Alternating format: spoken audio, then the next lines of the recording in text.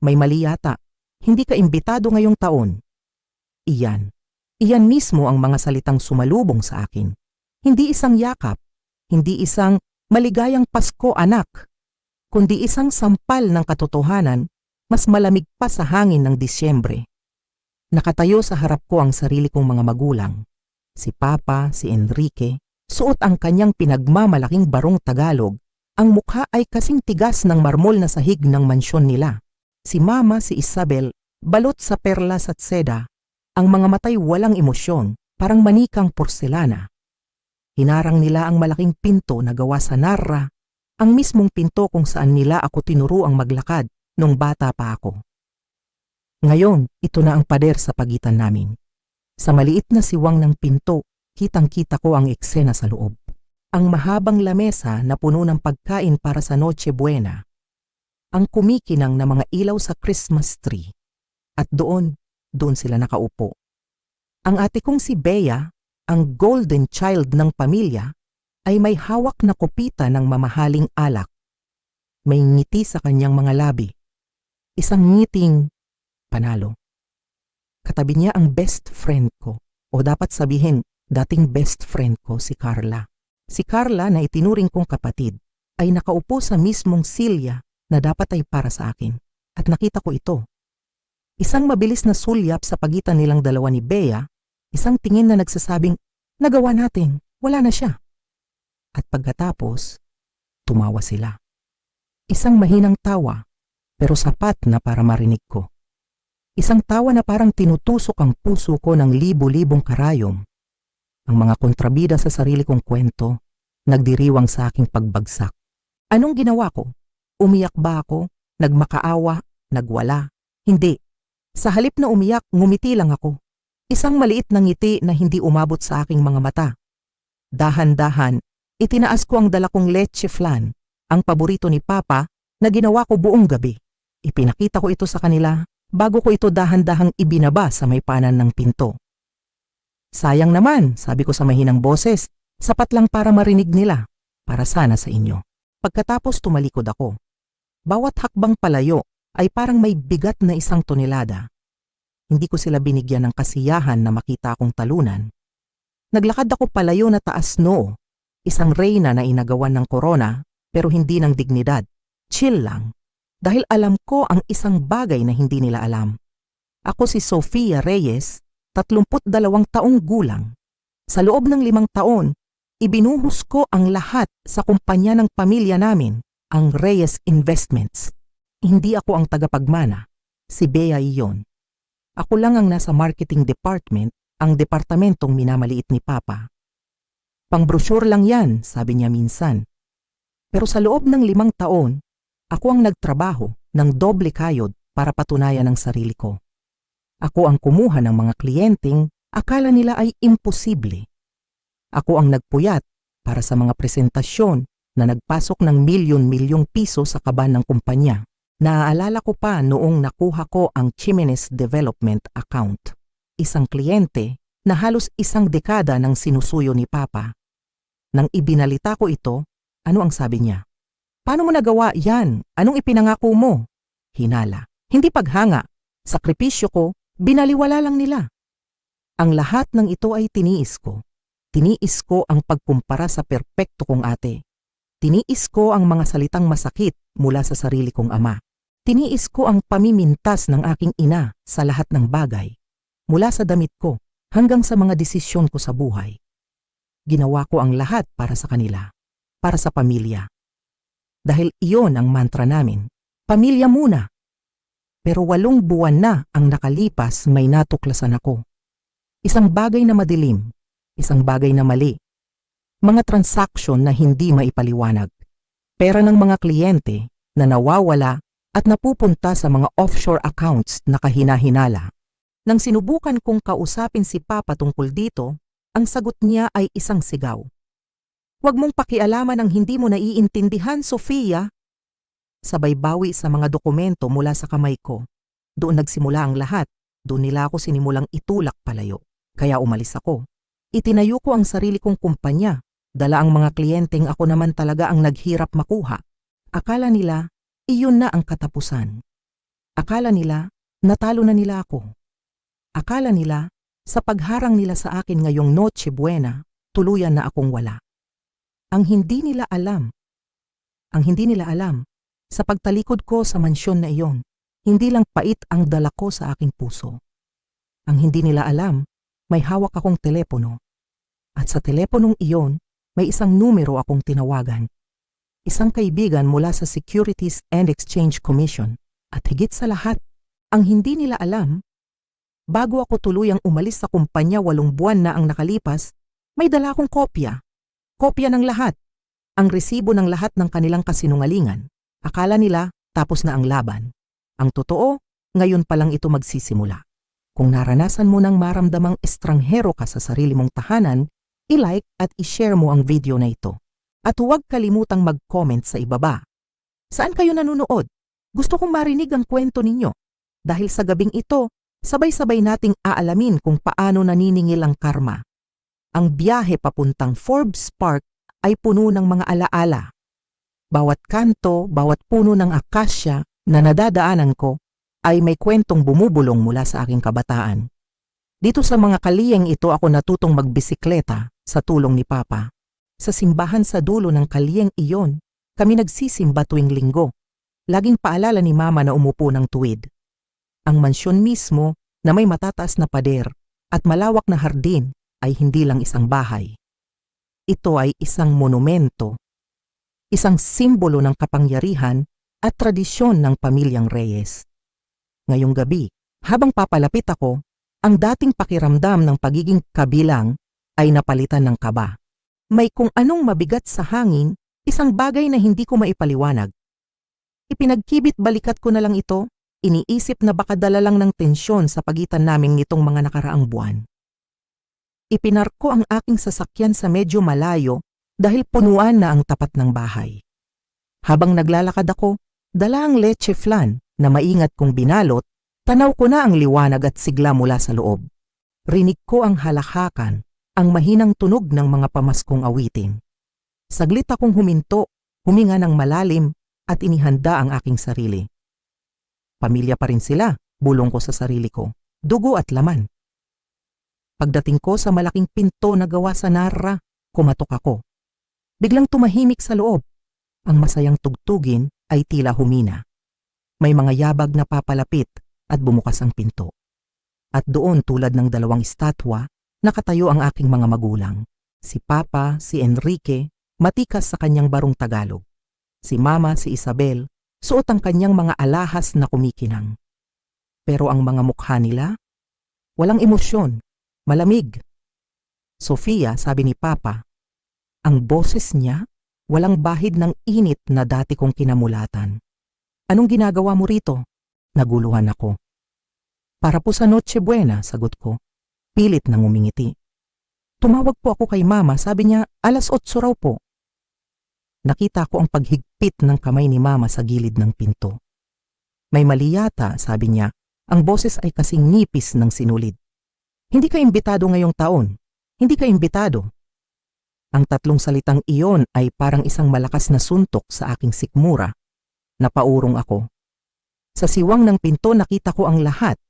Ang mahabang lamesa, puno ng lechon, hamon at keso de bola. Ang mga pinsan ko, mga kasosyo sa negosyo ni Papa at si Tito Miguel, ang kapatid ni Papa na dati kong kakampi. At sa gitna ng lahat, ang ate kong si Bea na may ngiti sa labi at si Carla, ang best friend ko. Nakaupo siya sa silya ko, sa pwesto ko. Nagtama ang aming mga mata. Mabilis siyang umiwas ng tingin, pero nakita ko na. Hindi pagkagulat, kundi kasiyahan. Pero nagdala ko ng leche flan, sabi ko, na para akong isang batang nag-aalok ng laruan. Paborito ni Papa. Umiling si Papa. Hindi na kailangan, mayroon na kaming dessert. Ang kanyang mga mata ay nagsasabing, umalis ka na. Sa tingin ko, mas mabuting umalis ka na. Pagkatapos dahan-dahan niyang isinara ang pinto. Walang sigaw, walang paliwanag. Isang tahimik, malupit at pinal na pagtataboy. Narinig ko ang pag-lock nito. Narinig ko ang pagpapatuloy ng mahinang tawanan sa loob. Naiwan akong mag-isa sa labas sa malamig na gabi ng Pasko Yakap ang isang leche flan na simbolo ng pag-asa kong nawasak. Ang paglalakad pabalik sa kotse, ang pinakamahabang paglalakad sa buong buhay ko. Bawat hakbang, nararamdaman ko ang tingin ng mga anino, ang panghuhusga ng tahimik na gabi. Ang bigat ng leche flan sa aking mga kamay ay parang bigat ng buong mundo. Pumasok ako sa kotse, maingat na inilapag ang tray sa upuan sa tabi ko, at saka lang ako huminga. Doon sa dilim ng aking sasakyan, hinayaan kong tumulo ang mga luha. Luha ng pagkabigla, ng sakit, ng kahihiyan. Paano? Paano nila nagawa ito? Pinunasan ko ang aking mga pisngi. Ngunit habang tumatagal, ang sakit ay unti-unting nag-iba ng anyo. Ang init ng luha ay napalitan ng isang bagay na malamig, isang bagay na matigas. Galit. Hindi ito yung galit na sumisigaw. Ito yung galit na nagpapalinaw ng isip. Ito yung galit na bumubulong ng hindi ito tama at hindi ito dito magtatapos. Nagmaneho ako ng walang patutunguhan. Napadaan ako sa parke sa Makati kung saan kami madalas mag-picnic noong mga bata pa kami. Napadaan ako sa restaurant kung saan kami unang nag-celebrate nung nakuha ko ang aking unang malaking kliyente. Ang bawat lugar ay isang paalala ng isang pamilyang akala ko ay sa akin. Isang pamilyang ipinagkanulo ako. At habang naglalaro sa isip ko ang lahat ng sakit, isang alaala ang biglang lumitaw. Isang pag-uusap, 3 buwan na ang nakalipas. Isang alumni event. Nakausap ko si Marco David, isang dating kaklase sa law school, na ngayon ay nagtatrabaho sa Securities and Exchange Commission, ang SEC. Dahil sa ilang baso ng alak, nasabi ko sa kanya ang aking mga alinlangan. May mga account sa kumpanya na hindi ko maintindihan, Marco, sabi ko noon. Malalaking pera na inililipat sa mga kumpanyang hindi kilala sa ibang bansa. Tinitigan niya ako noon ng seryoso. May ebidensya ka ba, Sofia? Seryosong bagay yan. Umamin ako. Bago ako umalis, may mga kinopya akong files. Hindi ko pa tinitingnan dahil pamilya ko pa rin sila. Pero itinago ko para lang kung sakali. Inabot niya sa akin ang kanyang business card. Ang mga salita niya ay bumalik sa akin ngayon na may kakaibang bigat.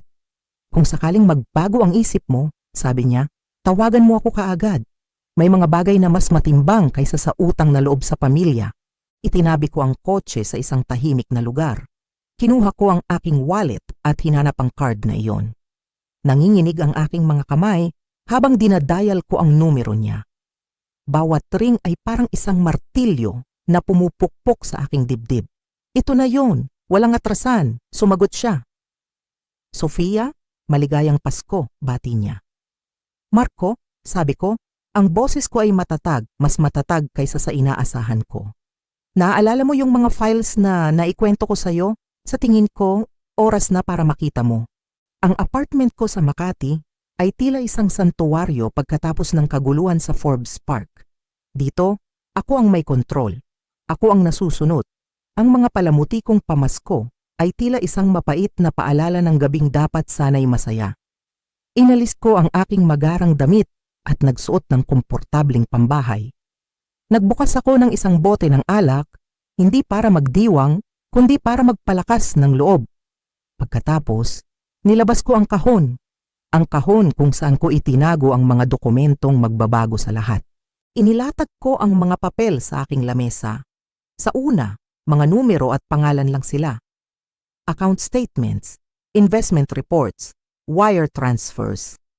Pero habang sinusuri ko ang bawat isa, isang madilim na pattern ang nagsimulang mabuo. Mga kliyente na may malalaking portfolio, biglang may mga withdrawal na daan-daang libong piso na napupunta sa mga kumpanya sa British Virgin Islands at Cayman Islands.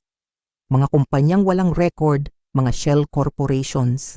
Nakita ko ang mga investment reports na ipinapadala sa mga kliyente. Nakasulat doon, 15% return on investment. Pero sa internal records, ang totoong performance ay bagsak, minus 5%. Paano? Saan nanggagaling ang perang ipinambabayad nila sa mga lumang kliyente? At doon ko nakita ang sagot, ang pera ng mga bagong kliyente. Isang klasikong Ponzi scheme. Isang napakalaking panloloko na tinatago sa ilalim ng respetadong pangalan ng Reyes Investments. Ang sikmura ko ay bumaliktad. Ang aking ama, si Enrique Reyes, isang haligi ng komunidad ng negosyo, isang taong laging nangangaral tungkol sa integridad at dangal, ay isang magnanakaw at hindi siya nag-iisa.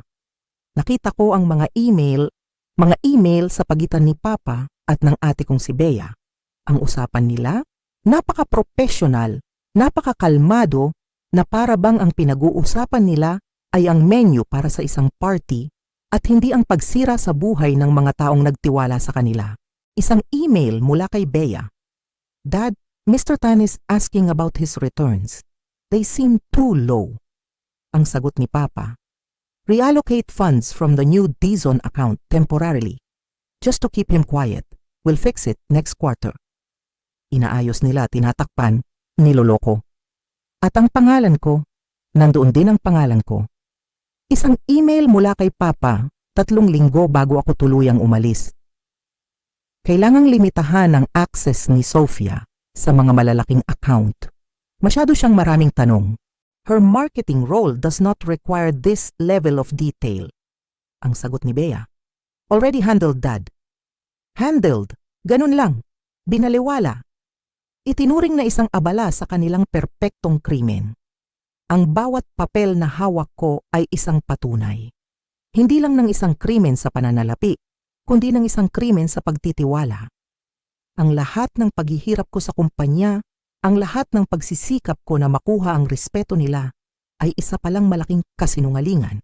Ginamit lang nila ako hanggang sa naging banta ako sa kanilang mga sikreto. Ang pamilyang ipinaglaban ko ay isang pamilya ng mga manloloko. Akala ko wala nang masasakit pa sa pagkakatuklas na ang aking pamilya ay sangkot sa isang malawakang pandaraya. Akala ko iyon na ang pinakailalim. Nagkamali ako. Mayroon pa palang mas malalim na hukay ng kasinungalingan na naghihintay sa akin.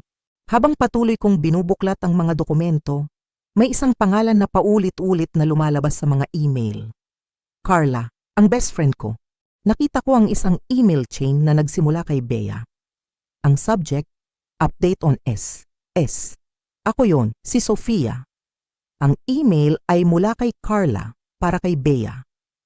Nabanggit ni Sofia kanina ang tungkol sa mga transfer sa Osaka. Nag-aalala siya. I diverted the topic by emphasizing the new confidentiality protocols. Should we be worried? Ang reply ni Papa, na nakasisi. Maintain normal relations with Sofia. We need to know exactly what she suspects and who she has spoken with. Normal relations, ang pagkakaibigan namin, ang mga tawanan, ang mga ibinulong kong sikreto at pangarap sa kanya. Lahat pala ay isang misyon, isa siyang espiya. Isang espiya na ipinadala ng sarili kong pamilya para bantayan ako. Ang bawat pag-aalala na sinabi ko sa kanya tungkol sa aking trabaho, tungkol sa pag-alis ko sa kumpanya, ay direktang iniuulat niya sa kanila.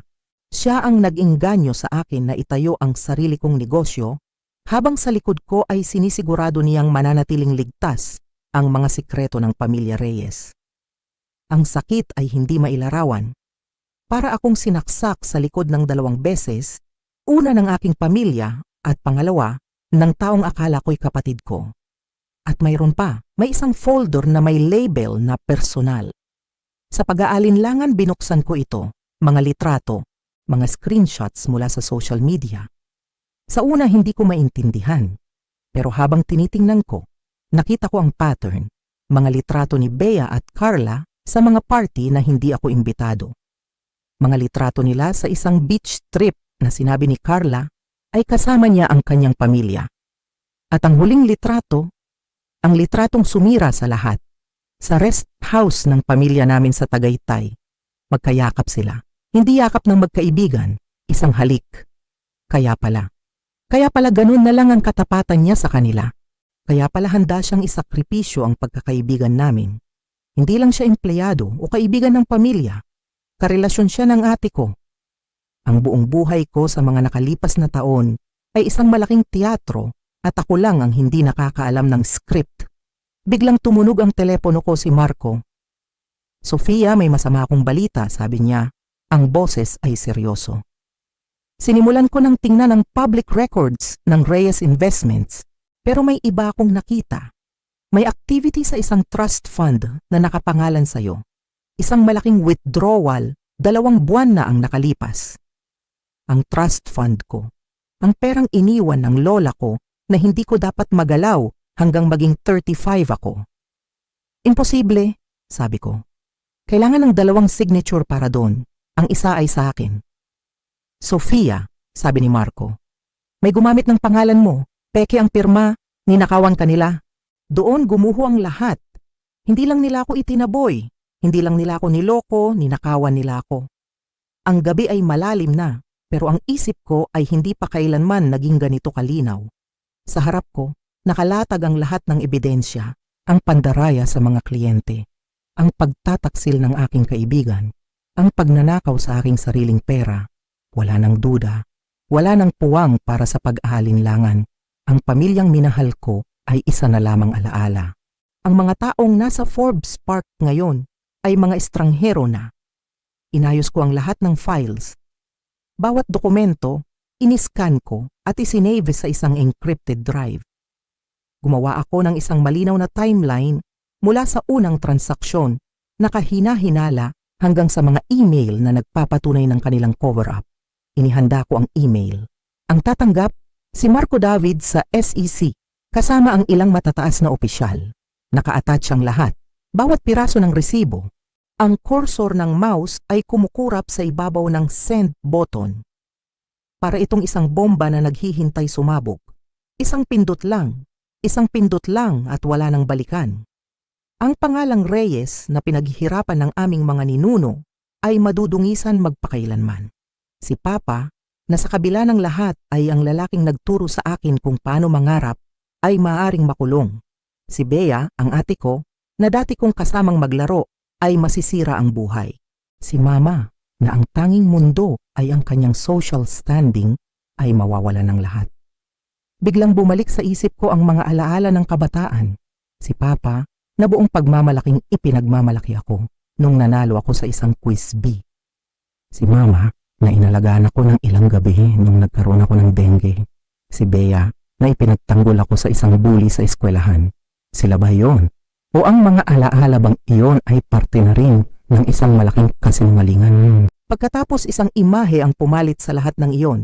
Ang imahe ng pinto, ang pagsara nito, ang malamig na mga mata ng aking ama, ang mapanuyang ngiti sa labi ni Bea at Carla, ang salitang hindi ka imbitado. Ang pamilya ay dapat isang ligtas na kanlungan. Ang sa akin ay naging isang kulungan ng mga sikreto at kasakiman. Ang loyalty ay dapat 200. Ang sa kanila ay isang demand, isang obligasyon na dapat kong sundin ng walang tanong. Inisip ko ang mga kliyente, ang mga pamilyang naglagak ng kanilang ipon sa buong buhay nila sa kumpanya, ang mga retiradong umaasa sa kanilang investment para sa kanilang pagtanda. Sila ang mga totoong biktima. Sila ang nararapat na mabigyan ng hustisya. Ang desisyon ay ginawa na. Hindi para sa akin, hindi dahil sa galit, kundi dahil ito ang tama. Huminga ako ng malalim at pinindot ko ang send. Walang malakas na tunog, isang simpleng click lang, pero sa katahimikan ng aking apartment, narinig ko ang pagsabog.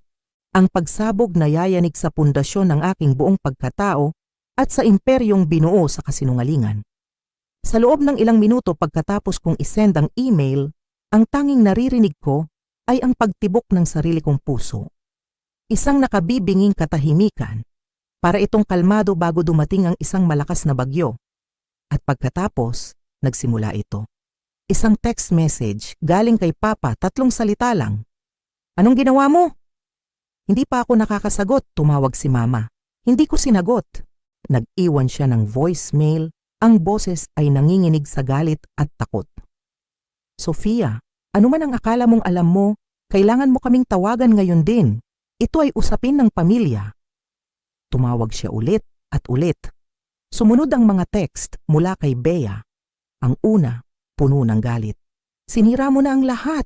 Wala kang alam sa mga sakripisyo namin. Ang sumunod, nagmamakaawa. Please, Sabihin mong kaya mo pang bawiin to. Mag-usap tayo, ate. Ang pagtawag niya sa akin ng ate, pagkatapos ng lahat ay parang isang insulto. At si Carla, nag-text din siya. Ang kapal ng muka. Nagkamali lang ng pagkakaintindi. Hindi ko intensyong saktan ka. Please, kausapin mo ako. Binura ko ang mensahe niya. Sa gitna ng lahat ng ito, isang text ang nakakuha ng atensyon ko. Galing kay Tito Miguel. Matagal ko nang hinala na may mali, sabi sa text niya. Pero wala akong lakas ng loob na gawin ang ginawa mo. Mag-ingat ka, Sofia. Huwag kang makikipagkita sa kanila ng mag-isa. Galing sa taong nakita kong nakaupo sa lamesa nila, ang mensahe niya ay nagbigay sa akin ng kakaibang lakas. Hindi pala ako nag-iisa sa paniniwalang ito. Pagkatapos nagsimula nang dumating ang mga balita mula sa labas. Mga text mula sa mga dati kong katrabaho. Anong nangyayari dito, Sofia? Nagkakagulo sa opisina. Pinapasecure ng security lahat ng computers. Isang email mula sa sistema ng kumpanya. Ang emergency board meeting ay kanselado at sumunod ang mga news alert sa telepono ko. Trading ng Reyes Investments, suspendido. SEC, kinumpirma ang preliminary investigation sa isang malaking financial firm sa Manila. Mga alegasyon ng pandaraya, lumutang laban sa kilalang pamilyang Reyes. Ang bagyo ay hindi na paparating, nandito na, at ako ang nasa gitna nito. Ang huling text ay galing kay Papa. Isang ultimatum. May 20 minuto ka para tawagan ako at sabihin kung paano mo aayusin ito bago mo tuluyang sirain ang pamilyang ito. Tandaan mo, Sofia, may mga bagay na hindi na maibabalik. Pinatay ko ang tunog ng aking telepono. Hinayaan kong mag-vibrate ito sa lamesa. Hinayaan kong lumipas ang 20 minuto. Sa kauna-unahang pagkakataon mula kaninang umaga, nakaramdam ako ng kapayapaan. Ang katotohanan ay malaya na. Kung anuman ang mangyayari, wala na sa aking kontrol. Habang hinihiwa ko ang isang piraso ng leche flan na para sana sa kanila, biglang may kumatok sa aking pinto. Hindi isang simpleng katok. Isang malakas, mapilit na kalampag. Tiningnan ko ang orasan. 22 minuto na ang nakalipas. Alam ko na kung sino sila. Huminga ako ng malalim bago buksan ang pinto. Inihanda ko ang aking sarili. Pagbukas ko, bumungad sa akin ang isang eksenang hindi ko malilimutan. Ang buong pamilya Reyes, kasama si Carla, ay nakatayo sa pasilyo ng aking simpleng apartment building. Si Papa, gusot ang barong, namumula ang mukha sa galit. Si Mama maputla at naninigas. Si Bea, tumutulo ang luha, bahid-bahid ang kanyang makeup. At si Carla nakatago sa likuran nila, parang isang basang sisiw. Paano mo nagawa ito sa amin? Sigaw ni Papa, ang boses ay umalingaw-ngaw sa tahimik na hallway. Sa sarili mong pamilya, Enrique, dito pa saway ni Mama, lumingalinga sa mga pinto ng kapitbahay. Nanatili akong kalmado. Kung gusto ninyong mag-usap, pumasok kayo, sabi ko. Pero hindi kayo sisigaw sa pamamahay ko. Pumasok sila, dala ang bigat ng kanilang galit at desperasyon. Tiningnan ni Mama ang paligid ng apartment ko na may halong pandidiri. Kailangan mong bawiin ang lahat, utos ni Papa. Tawagan mo ang koneksyon mo sa SEC. Sabihin mong nagkamali ka lang, kaya pa nating ayusin to. Bawiin ang katotohanan, tanong ko. Bawiin ang ebidensya ng pandaraya, pagnanakaw, at pamimeke. Sa tingin ko, hindi yan posible. Wala kang alam sa pressure, biglang sabi ni Bea na paupo sa aking sofa. Kailangan ni Dad ng returns para sa mga kliyente. Nagsimula lang ito sa maliit para lang makabawi ang kumpanya. Huwag kang magsalita, Bea, sigaw ni Papa. Tumingin ako kay Carla. At ikaw? Tanong ko. Anong excuse mo? Sofia, please, sabi niya. Umiiyak. May mga empleyadong mawawalan ng trabaho. May mga kliyenteng masisira ang buhay. Hindi ba nating ito pwedeng pag-usapan? Wala kang karapatang kausapin ako, malamig kong sabi. Ginamit mo ako, niloko, habang may relasyon kayo ng ate ko. Wala kang karapatan. Biglang dumating si Tito Miguel, sumingit sa pinto.